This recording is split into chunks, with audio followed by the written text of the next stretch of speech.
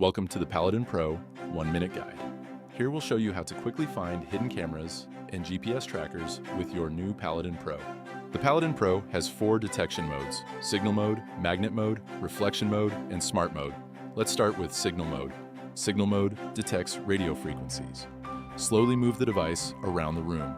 If you hear a beep or see the signal strength increase, you might be near a hidden device or just a harmless device emitting signal. Physically search the signal area to discover the source. Next, Magnet Mode. This detects magnetic fields. It's useful for GPS devices that are attached to a vehicle by a strong magnet. Listen for a beep, just like you would in Signal Mode. Now, let's use Reflection Mode.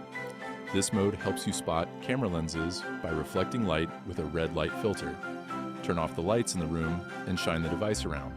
A lens will reflect back as a bright dot. Lastly, Smart Mode. This mode automatically detects intermittent signals, like those from GPS trackers or cameras that only transmit occasionally.